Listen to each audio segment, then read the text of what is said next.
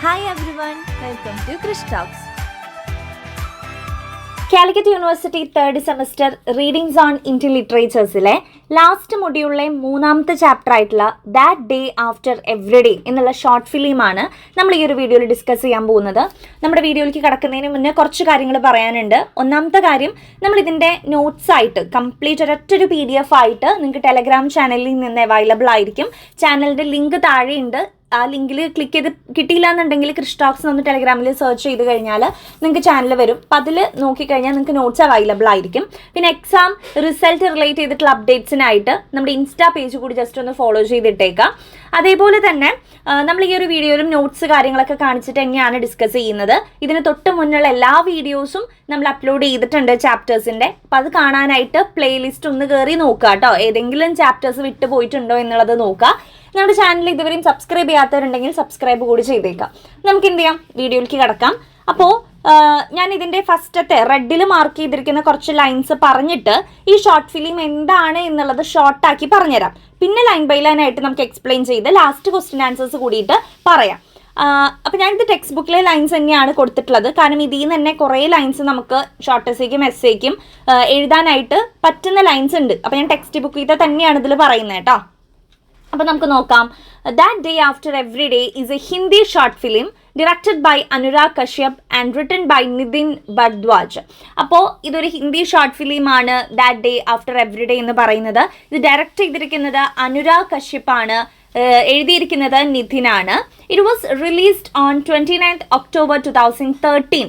2013 ഇറങ്ങിയ ഒരു ഷോർട്ട് ഫിലിമാണ് കേട്ടോ. പക്ഷേ ഇപ്പോഴും വളരെയധികം റെലവൻ്റ് ആയിട്ടുള്ളൊരു ടോപ്പിക് ആയിട്ടാണ് നമുക്കിത് തോന്നുക. ദെൻ ഡ്യൂറേഷൻ വരുന്നത് ഒരു 21.34, ഒരു 21.5 മിനിറ്റിൻ്റെ ഒരു ഷോർട്ട് ഫിലിമാണ്.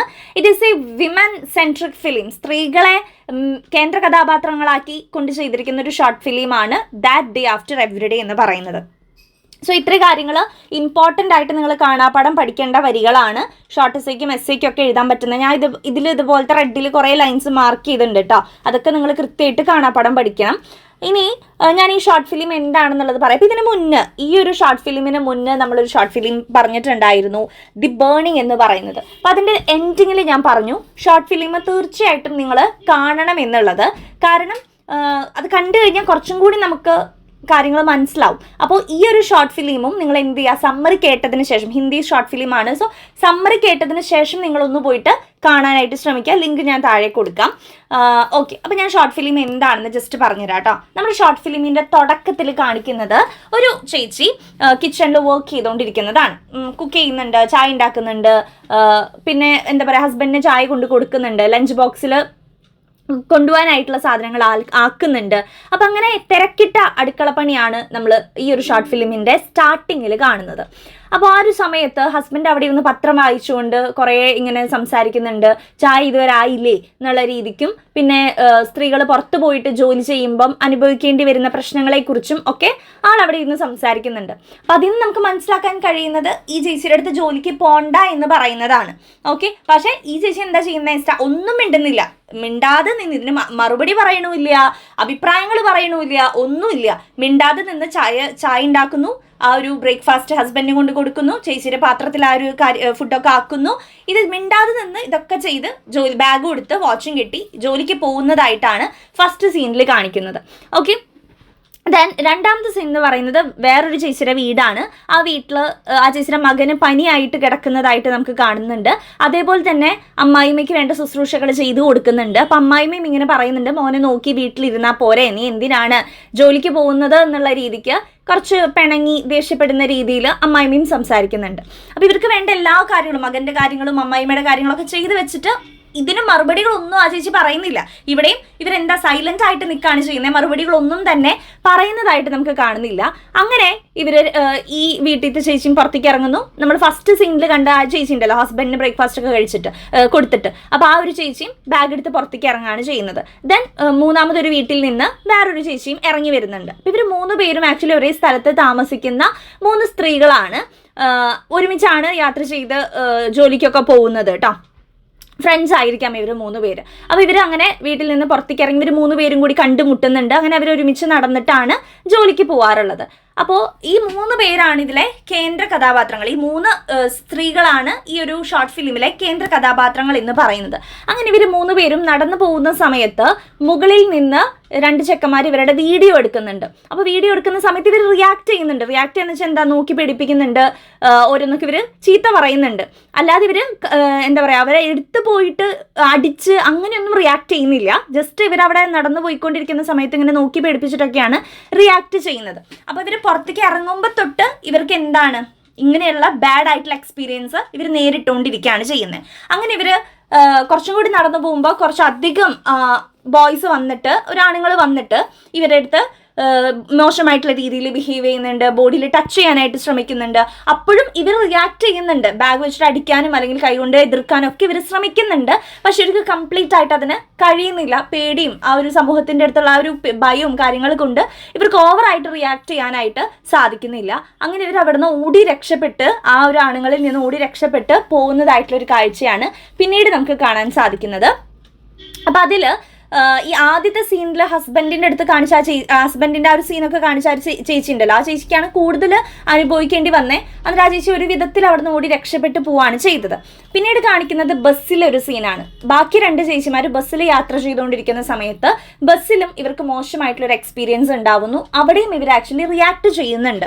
എവിടെയും ഇവർ അധികം മിണ്ടാതിരുന്നിട്ടില്ല, ചെറിയ രീതിയിലെങ്കിലും ഇവർ റിയാക്ട് ചെയ്തിട്ടുണ്ട്.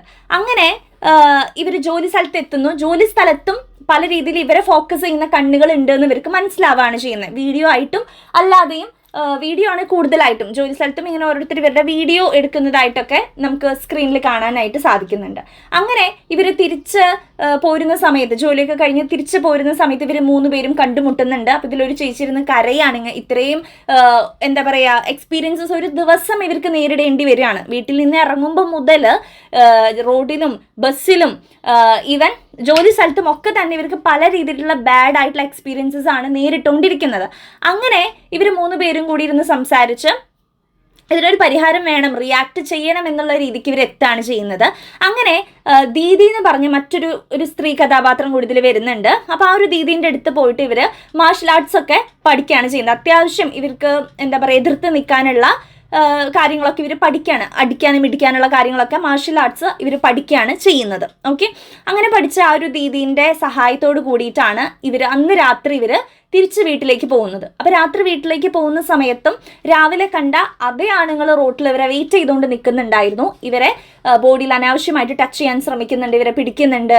അപ്പോൾ ഈ ഒരു സാഹചര്യത്തിൽ ഇവർ എന്താണ് റിയാക്ട് ചെയ്യാണ് ചെയ്യുന്നത്, അതായത് ഇവരെ ഇടിച്ചുകൊണ്ട് റിയാക്ട് ചെയ്യാണ് ചെയ്യുന്നത്. മുഖത്ത് ഇടിച്ചും അത്യാവശ്യം ഇവരെ കൊണ്ട് പറ്റുന്ന രീതിയിൽ തല്ലിയും ഇടിച്ചും ഒക്കെ റിയാക്ട് ചെയ്യാണ് ചെയ്യുന്നത്. അപ്പോൾ ഇതൊക്കെ കണ്ട് അവിടുത്തെ ആളുകളൊക്കെ ഇങ്ങനെ പുറത്ത് വന്ന് നിൽക്കുന്നുണ്ട്. ഈ ഒരു 3 സ്ത്രീകൾ ഇത്രയും പുരുഷന്മാരെ ഇങ്ങനെ ഇടിക്കുന്നതൊക്കെ കണ്ട് ഇവർക്ക് ഇടികൊള്ളുന്നുണ്ട് കേട്ടോ. ഭയങ്കര ഒരു വലിയ എന്താ പറയുക അടി സീനൊന്നും അല്ല ഇവിടെ കാണിക്കുന്നത്, ഫൈറ്റ് സീനൊന്നും അല്ല കാണിക്കുന്നത്. പക്ഷെ ഇവർക്കും അടി കിട്ടുന്നുണ്ട്.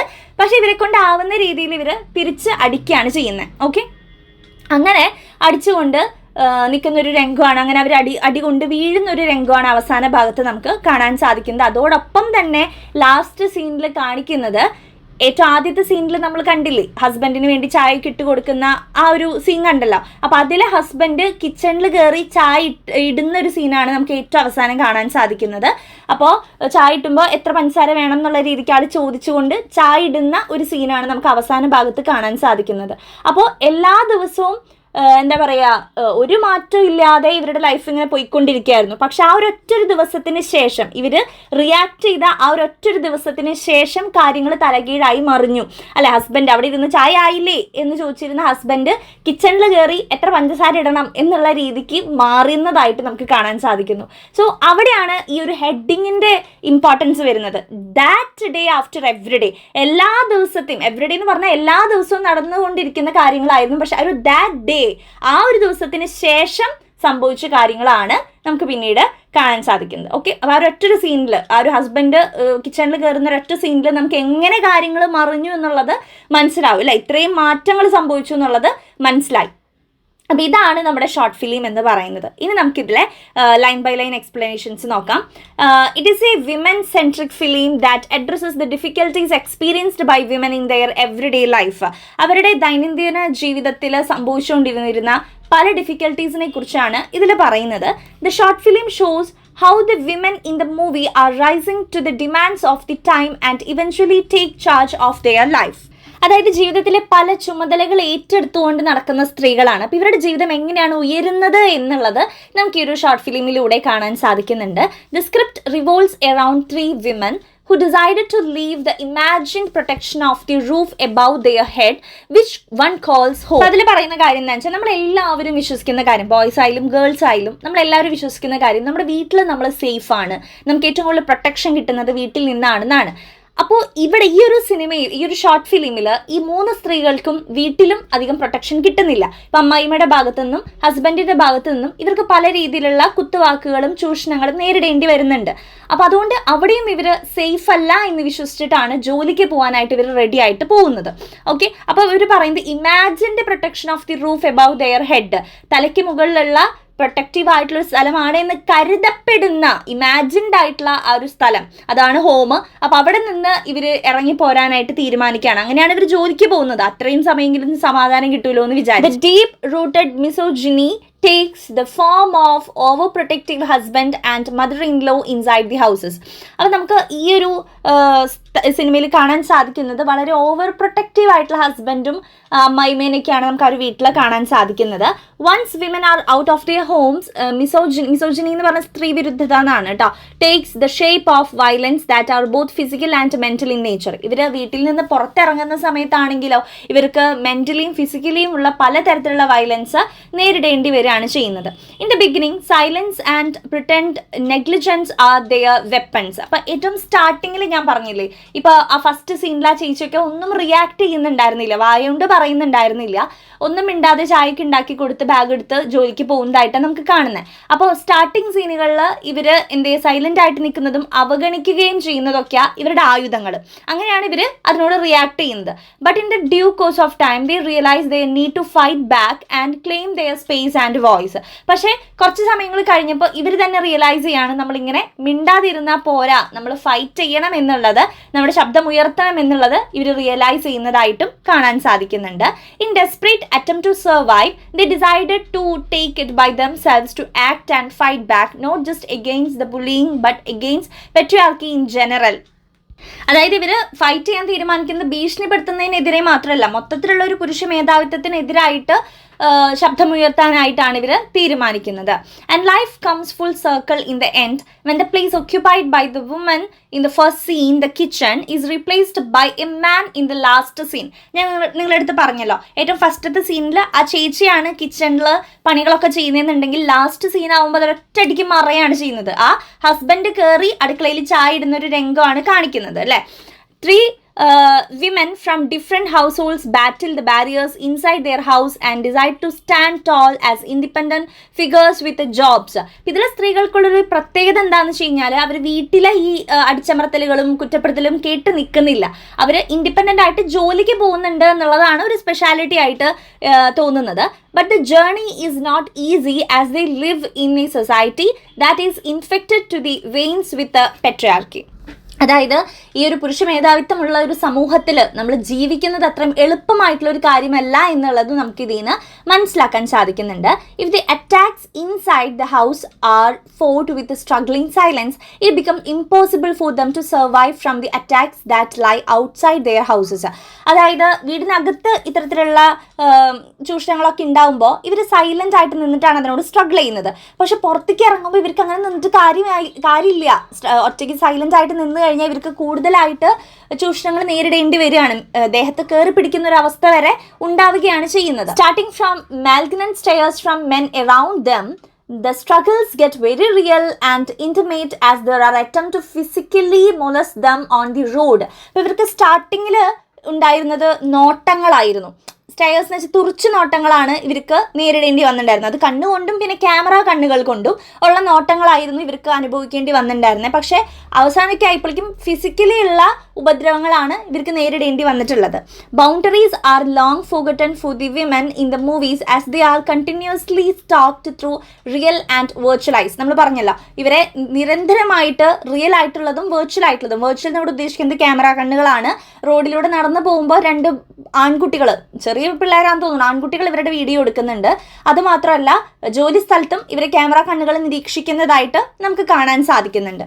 Independence comes at a cost, and they are not free from the clutches of patriarchy even inside their working place. അവരുടെ ജോലി സ്ഥലത്ത് പോലും അവർക്ക് പലതരത്തിലുള്ള ചൂഷണങ്ങൾ നേരിടേണ്ടി വരികയാണ്. പുരുഷ മേധാവിത്വം നമുക്ക് അവിടെ കാണാൻ സാധിക്കുന്നുണ്ട്. They are stared at and judged for their choice to move outside their houses and earn money on their own. അതായത് ഇവർ പുറത്ത് പോയി ജോലി എടുത്ത് സമ്പാദിക്കുന്നുണ്ട് അല്ലേ. അപ്പം ആ ഒരു 3 സ്ത്രീകളെയാണ് ഇവരിങ്ങനെ നോക്കിക്കൊണ്ടിരിക്കുന്നത്. ഇവരുടെ ആ ഒരു ചോയ്സിനെയാണ് ഇവരിങ്ങനെ നോക്കിക്കൊണ്ടിരിക്കുന്നത്. Then the struggles get to the Senate that the women decide to brave against the odds as a sisterhood with the help of one whom they call Didi. They muster courage and strength to hit evil in the eye. അതായത് ഇവർ 3 പേരും സഹോദരികളെ പോലെ പോരാടാനായിട്ട് തീരുമാനിക്കുകയാണ് ചെയ്യുന്നത്. അപ്പോൾ ഒരു സ്ത്രീ ഉണ്ട്, ദീദി എന്നാണ് ഇവർ വിളിക്കുന്നത്. ആ ഒരു സ്ത്രീയുടെ ഹെൽപ്പോട് കൂടിയിട്ടാണ് ഇത്രയും ചെകുത്താൻ കണ്ണുകളോട് പൊരുതാനായിട്ട് ഇവർ ഡിസൈഡ് ചെയ്യുന്നത്, ധൈര്യപൂർവ്വം പൊരുതാൻ ഇവർ ഡിസൈഡ് ചെയ്യുന്നത്. They take basic lessons of martial arts and in an act of survival charge against the men who intrude into their spaces. അതായത് ഇവർ അവിടെ പോയിട്ട് പഠിക്കുന്നത് മാർഷൽ ആർട്സ് പഠിക്കുന്നുണ്ട്. അതായത് ബേസിക് ആയിട്ടുള്ള കാര്യങ്ങളാണ്, ഫുള്ളായിട്ട് ഒരു 6 മാസം പോയിട്ട് പഠിക്കുന്നതല്ല. ബേസിക് ആയിട്ട് ഒരാൾ നമ്മളെ ദേഹത്ത് പിടിച്ചാൽ എങ്ങനെ നമുക്ക് ആളെ ഇടിച്ച് വീഴ്ത്താം, അല്ലെങ്കിൽ നമുക്ക് ആളിൽ നിന്ന് രക്ഷപ്പെടാം എന്നുള്ള ബേസിക് ലെസൺസ് ആണ് ഇവർ അവിടെ പോയി പഠിക്കുന്നത്. The men succumb to the sisterhood. This sends a message far and wide to the men in their houses and shows them their places. അതായത് 3 സഹോദരിമാർ പോലെ ഉള്ള ഒരു 3 സ്ത്രീകൾ ഒരുമിച്ച് നിന്നപ്പോൾ അതിന് മുന്നിൽ പുരുഷന്മാർ കീഴടങ്ങുന്നതായിട്ട് നമുക്ക് കാണാൻ സാധിക്കുന്നു. അവസാന ഭാഗത്ത് ഒരു അടി കൊണ്ട് വീണു. അപ്പോൾ ഇത് ആക്ച്വലി ഒരു മെസ്സേജാണ്. ഇവരുടെയൊക്കെ വീടിനുള്ളിലുള്ള പുരുഷന്മാർക്കും ഒരു മെസ്സേജാണ്. ഇവരുടെ അടുത്ത് ഇങ്ങനെ ബിഹേവ് ചെയ്തിട്ട് ശരിയാവില്ല, ഇവരെ നടിയിട്ടും, അങ്ങനെയുള്ള ഒരു മെസ്സേജ് കൂടിയാണ് ഈ ഒരു ഷോർട്ട് ഫിലിം പ്രൊവൈഡ് ചെയ്യുന്നത്. അപ്പം അങ്ങനെയാണ് ലാസ്റ്റ് സീൻ ആകെ മാറി ആ ഒരു ഹസ്ബൻഡ് അടുക്കളയിൽ കയറി ചായ ഇടുന്ന ഒരു രംഗത്തിലോട്ട് മാറുന്നത്. അപ്പോൾ ഇതാണ് നമ്മുടെ ഷോർട്ട് ഫിലിം, ഇതാണ് നമ്മുടെ ടെക്സ്റ്റിൽ പറയുന്ന കാര്യങ്ങൾ. ഞാൻ ലൈൻ ബൈ ലൈൻ ആയിട്ട് നിങ്ങൾക്ക് എക്സ്പ്ലെയിൻ ചെയ്ത് തന്നിട്ടുണ്ട്. ഇമ്പോർട്ടൻറ്റ് കാര്യങ്ങൾ റെഡ് ലൈനിൽ മാർക്ക് ചെയ്തിട്ടുമുണ്ട് കേട്ടോ. അപ്പോൾ നിങ്ങൾക്ക് ഷോർട്ട് ഫിലിം മനസ്സിലായെന്ന് വിശ്വസിക്കുന്നു. ഇനി നിങ്ങൾ പോയിട്ട് ആ ഷോർട്ട് ഫിലിം കണ്ടാൽ മതി. അതിന് മുന്നേ നമുക്ക് ക്വസ്റ്റ്യൻ ആൻസേഴ്സ് ഡിസ്കസ് ചെയ്യണം.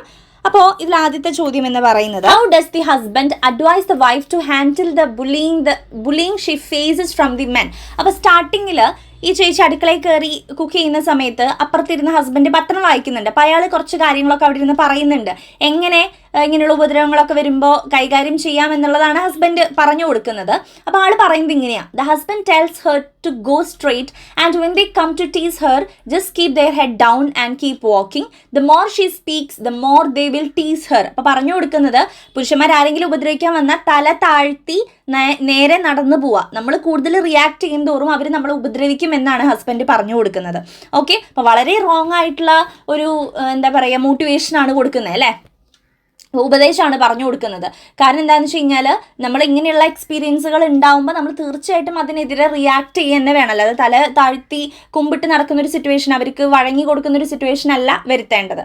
രണ്ടാമത്തെ ചോദ്യം, what happens to the women on their way to work. അപ്പോൾ ഇവർ ജോലിക്ക് പോകുന്ന സമയത്ത് ഇവർക്ക് സംഭവിച്ചത് എന്താണ്? They are bullied by some goons from their neighbourhood. Initially they stalk and abuse them verbally but later the women are isolated physically. അതായത് സമീപത്തുള്ള പുരുഷന്മാർ തന്നെയാണ് ഇവരെ ഉപദ്രവിക്കാറുള്ളത്. തുടക്കത്തിൽ കളിയാക്കൽ, ഇങ്ങനെ നോട്ടങ്ങൾ, കാര്യങ്ങളാണ്. പിന്നീട് അത് ശാരീരികമായ ഉപദ്രവങ്ങളിലേക്ക് എത്തിക്കുകയാണ് ചെയ്തത്. Third question, how do the women react to bullying in the beginning. അപ്പോൾ സ്റ്റാർട്ടിങ്ങിൽ അവരെങ്ങനെയാണ് റിയാക്ട് ചെയ്തതെന്ന് ചോദിച്ചിരിക്കുന്നത്. The women try to run away from the goons. Goons എന്ന് പറഞ്ഞാൽ ഗുണ്ടകളെ പോലെയുള്ള ആളുകൾ കേട്ടോ. Goons as they were scared of them and no one supported them. സ്റ്റാർട്ടിങ്ങിൽ ഇവർ അവിടുന്ന് ഓടി രക്ഷപ്പെട്ട്, എങ്ങനെയും ഇവരുടെ അടുത്ത് നിന്ന് ഓടി രക്ഷപ്പെട്ട് പോകാനാണ് ഇവർ ശ്രമിച്ചത്. Fourth question, what happens in the bus to the woman. അപ്പോൾ ബസ്സിൽ വെച്ച് ഇവർക്കൊരു ഇൻസിഡൻറ്റ് ഉണ്ടായി എന്ന് പറഞ്ഞല്ലോ, അതെന്താണെന്നാണ് ചോദിക്കണേ. An unknown man consciously touches the body of a woman on the bus. He pretended to fall over her in a rush. അപ്പോൾ ബസ്സിൽ ഈ പെൺകുട്ടിയുടെ പിന്നിൽ നിന്നിട്ട് ഒരു പുരുഷൻ ബോഡിയിൽ ടച്ച് ചെയ്യാൻ ശ്രമിക്കുന്നു, എന്താ പറയുക, തിക്കും തിരക്കിൽ ശരീരത്തിലേക്ക് ഇങ്ങനെ ബ്രേക്ക് പിടിക്കുമ്പോൾ നമ്മൾ വീഴില്ലേ, അതേപോലെയാണ് ഇയാൾ ആക്ട് ചെയ്യുന്നത് ആക്ച്വലി. അപ്പം അതിന് ആ ഒരു സ്ത്രീ അപ്പം തന്നെ മറുപടി കൊടുക്കുന്നതായിട്ട് നമ്മൾ കാണുന്നുണ്ട്, റിയാക്ട് ചെയ്യുന്നതായിട്ട് കാണുന്നുണ്ട്. How does she react to the mistreatment inside the bus. അപ്പോൾ ആ ഒരു ട്രീറ്റ്മെൻറ്റിനോട് എങ്ങനെയാണ് പ്രതികരിച്ചെന്നാണ് ചോദിക്കുന്നത്. The woman hit the man who assaulted her. അപ്പോൾ ആളെ അനാവശ്യമായിട്ട് ഉപദ്രവിച്ച ആ ഒരു പുരുഷനെ എന്ത് ചെയ്യുന്നുണ്ട്, ഇടിക്കുന്നുണ്ട്, ബാക്കിൽ ഇങ്ങനെ കൈവച്ചിട്ട് ഇങ്ങനെ ഇടിക്കുകയാണ് ചെയ്യുന്നത്. Making him stop his act. അങ്ങനെ ആളത് നിർത്തിപ്പോകുന്നുണ്ട്. How do they react to the bullying at the end. അവസാന ഭാഗമായപ്പോൾ ഇവർ റിയാക്ട് ചെയ്യുന്നത് എങ്ങനെയാണ്? The women take basic lessons in martial arts and in the act of survival.